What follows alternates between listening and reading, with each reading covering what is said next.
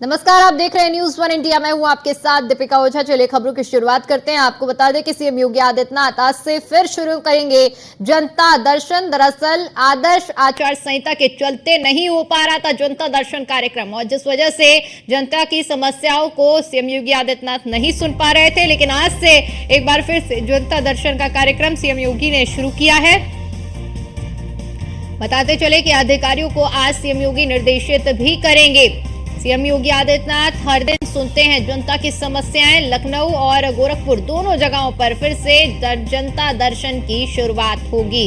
तो बड़ी जानकारी आपके साथ साझा कर रहे हैं, जहां पर सीएम योगी आदित्यनाथ जो कि जनता दर्शन के यानी जनता दरबार लगाकर लोगों की समस्याओं को सुनते हैं, और ऐसे में बड़ी संख्या में दूर दराज से लोग सीएम योगी आदित्यनाथ के पास पहुंचते हैं अपनी समस्याएं लेकर, और ज्यादातर समस्याओं का निस्तारण मौके पर ही कर दिया जाता है। और इसी कड़ी में आपको बताते चले कि सीएम योगी आदित्यनाथ की ओर से एक बार फिर से जनता दर्शन की शुरुआत कर दी गई है, क्योंकि इससे पहले आपको बता दें कि आदर्श आचार संहिता की वजह से जनता दर्शन का कार्यक्रम नहीं हो पा रहा था। लेकिन अब लखनऊ और गोरखपुर दोनों ही जगह पर फिर से जनता दर्शन की शुरुआत होगी।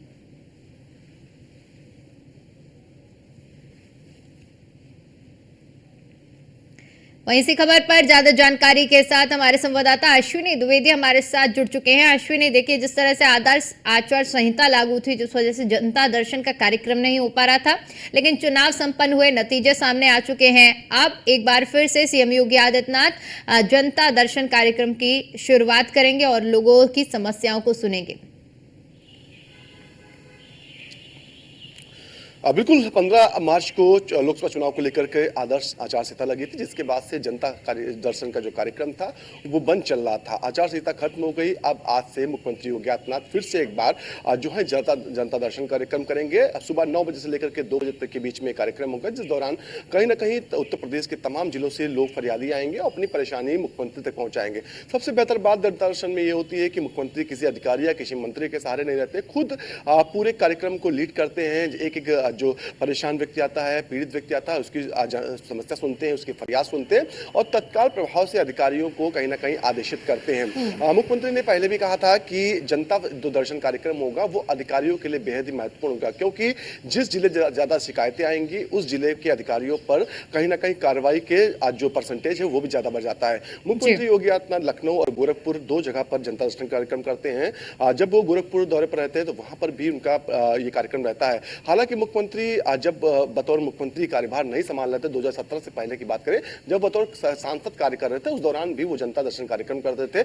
उनके मंदिर जो मठ है, मठ में तमाम बड़ी संख्या में गोरखपुर आसपास के क्षेत्र के लोग पहुंचते थे और उनके जो परेशानियां होती है वो मुख्यमंत्री योगी आदित्यनाथ निस्तारण करते थे। तमाम बार देखा गया था कि अधिकारियों से उनकी नोकझोंक भी उस दौरान होती थी, क्योंकि उत्तर प्रदेश में उस दौरान भाजपा की सरकार नहीं, तो ऐसे में कहीं ना कहीं तमाम ऐसे अधिकारी होते थे जो मनमड़ होते थे, जो परेशानियों को दूर नहीं करना चाहते थे, जिसके बाद कहीं ना कहीं तमाम बार मुख्यमंत्री प्रदर्शन भी करने को की धमकी तक देते थे। उसके बाद कहीं ना कहीं शासन और प्रशासन जो है बैकफुट पे आता था, क्योंकि मुख्यमंत्री का जो चेहरा था, जो उनका कार्यशैली का तरीका था, जिससे गोरखपुर आसपास के क्षेत्र में बड़ी संख्या में लोग उनके साथ कनेक्ट थे। और जब मुख्यमंत्री कहते थे अगर जनता की समस्याओं का निस्तारण नहीं होगा तो निश्चित तौर पर वो सड़क पर उतरेंगे, जिसके बाद कहीं ना कहीं जो जिला प्रशासन होता था उसके हाथ पैर फूलते थे, सरकार के हाथ पैर फूलते थे। निश्चित तौर पर उसके बाद परेशानियों को दूर किया जाता।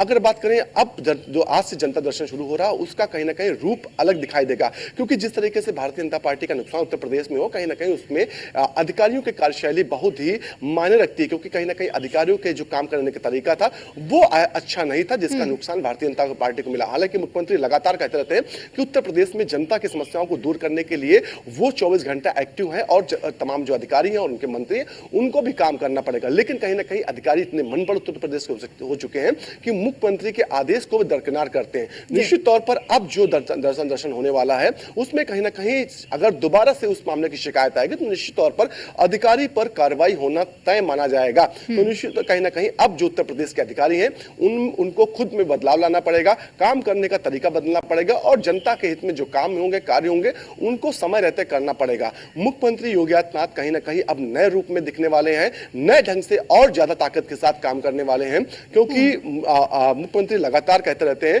उनकी प्राथमिकता प्रदेश की जनता है और जनता के हित में अगर काम नहीं हो पाएगा तो निश्चित तौर पर उनकी सरकार होने का कोई फायदा नहीं।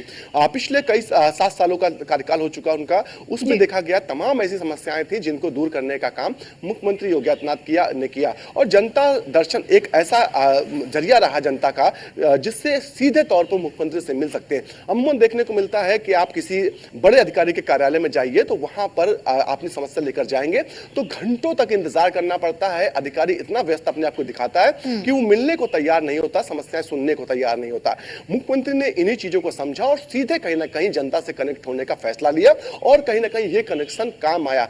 इसी कनेक्शन का फायदा था कि 2022 में उत्तर प्रदेश में 37 सालों के बाद कोई सरकार रिपीट कर पाई। तो निश्चित तौर पर कहीं ना कहीं एक बड़ा मौका फिर उत्तर प्रदेश सरकार के पास है, मुख्यमंत्री योगी आदित्यनाथ के पास है कि जनता की समस्याओं को हल किया जाए। साथ साथ अधिकारियों को कहीं ना कहीं अब चेतावनी भी मिलने वाली है कि वो सुधर जाए, अगर नहीं सुधरते हैं तो निश्चित तौर पर उन पर बड़ी कार्रवाई भी शुरू होगी। जी बिल्कुल अश्विनी, क्योंकि देखिए जिस तरह से आपने भी जिक्र किया है कि जनता दर्शन वो कार्यक्रम है जो जनता और सीधा मुख्यमंत्री के साथ संवाद स्थापित करेगा और क्योंकि इस बार का जो उत्तर प्रदेश में प्रदर्शन रहा है कहीं ना कहीं ये साफ तौर पर दर्शाता है कि जनता की जो नाराजगी है, असल मायने में कुछ ऐसे मुद्दे रह गए हैं जो जनता के अब तक उन मुद्दों को पूरा नहीं किया गया है, परेशानियों को दूर नहीं किया गया है। ऐसे में अब जो जनता दरबार होगा वो एक अलग रूप से होगा जहां पर उन कमियों को भी दूर करने का प्रयास किया जाएगा और जांच के दायरे में यानी कि रडार पर वो अधिकारी भी रहेंगे जहां से ज्यादा शिकायतें आएंगी। बिल्कुल, अब अधिकारियों को सोचना पड़ेगा क्योंकि मुख्यमंत्री योगी आदित्यनाथ की जो कार्यशैली है वो पहले से सख्त थी, अब और ज्यादा सख्त होने वाली है क्योंकि सिर्फ चुनावी लिहाज से अगर नहीं मुख्यमंत्री काम करते हैं, वो जनता के लिए लगातार काम करते हैं और कहीं ना कहीं जब जनता के हित में काम नहीं कर पाएंगे तो निश्चित तौर पर कहीं ना कहीं अधिकारियों पर कार्रवाई होना तय होता है। अमूमन अब देखने को मिलता है कि एक तस्वीर बड़ी अच्छी आती है जनता दर्शन से कि जनता दर्शन जब होता है तो जो फरियादी आते हैं उनको कुर्सियों पर बाकायदा बैठाया जाता है, उनके पानी पीने की, चाय पीने की व्यवस्था की जाती है। मुख्यमंत्री योगी आदित्यनाथ जो प्रदेश के मुखिया हैं वो खुद खड़े होकर के फरियादियों के फरियाद सुनते हैं। इससे इतर एक तस्वीर और आती है, आप किसी सरकारी अधिकारी के कार्यालय में जाइए, वहां पर जो फरियादी जाता है उसको खड़े होकर के अपनी फरियाद सुनाई पड़ती। अधिकारी जो है वो बाकायदा कुर्सी पर बैठ के तमाम व्यवस्थाओं के साथ में फरियाद सुनता और सिर्फ कहीं ना कहीं वो हीला हवाली के लिए फरियाद होती है, सुनी जाती है, सिर्फ एक दिखावा होता है। लेकिन इससे इतर मुख्यमंत्री जो प्रदेश के मुखिया है वो जनता को समझते हैं, उनकी समस्याओं को समझते हैं, उनको बाकायदा सम्मान देते हैं, सम्मान के साथ बैठालते हैं, एक एक की फरियाद सुनते हैं, तत्काल प्रभाव से जो उनके साथ अधिकारी होते हैं उनसे कहते हैं कि इस पर कार्रवाई कराएं। लेकिन इसके बाद भी यहां से लखनऊ से जो कार्रवाई के लिए निर्देश जाते हैं वो जिलों पर कहीं ना कहीं नहीं माने जाते हैं, जिससे लोगों की समस्याएं बढ़ती जाती हैं। इससे पहले भी देखा गया ट्रांसफर सेशन जब आता था, ट्रांसफर उत्तर प्रदेश में होते थे बड़े अधिकारियों के, उसमें एक पैरामीटर होता था कि पैरामीटर के दौरान जो शिकायतों का दौर होता था, जिस जिले से ज्यादा शिकायतें आती थी उस जिले के अधिकारी पर टेढ़ी नजर उत्तर प्रदेश के मुख्यमंत्री की होती थी और उस पर कार्रवाई भी होती थी। तो कहीं ना कहीं एक बड़ा काम उत्तर प्रदेश के मुख्यमंत्री लगातार कर रहे हैं और कहीं ना कहीं अब अधिकारियों को भी कंधे से कंधा मिलाना ही पड़ेगा क्योंकि तमाम जो चुनाव के दौरान दुश्वारियां देखने को मिली, जिस तरीके से जनता की नाराजगी देखने को मिलती है, उससे कहीं ना कहीं अब सरकार भी उत्तर प्रदेश की समझ गई है कि कहीं ना कहीं जो अधिकारी हैं वो लूप पॉइंट साबित हो रहे हैं उत्तर प्रदेश में। कहीं ना कहीं अधिकारियों के जो मनबढ़ काम करने का तरीका है वो कहीं ना कहीं जनता के लिए नुकसानदायक है, सरकार के लिए नुकसानदायक। वैसे में कहीं ना कहीं अब उत्तर प्रदेश सरकार जो है, उत्तर प्रदेश के मुखिया है और सख्ती के साथ काम करने वाले हैं और जो भी अधिकारी अब अपनी कार्यशैली नहीं बदलेंगे उन पर कार्रवाई भी होगी।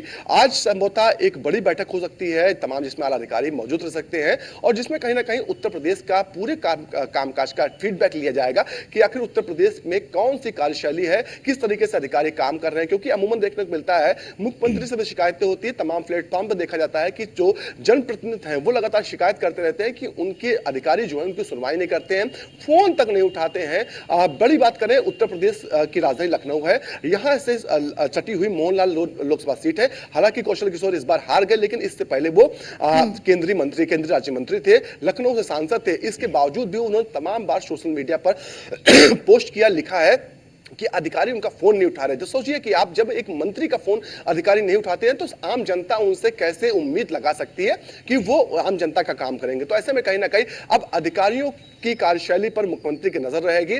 जो अधिकारी जनप्रतिनिधियों का काम नहीं सुनेंगे वो निश्चित तौर पर कहीं ना कहीं अब जांच के दायरे में आएंगे, कार्रवाई के दायरे में आएंगे, क्योंकि जनता सर्वोपरि उत्तर प्रदेश के मुख्यमंत्री पहले ही कह चुके हैं। तो ऐसे में कहीं ना कहीं जनता के हित में अगर कोई काम अधिकारी नहीं करेगा तो निश्चित तौर पर कार्रवाई होना सुनिश्चित उसको माना जा रहा है, उसमें कोई इफ एंड बट नहीं माना जाएगा।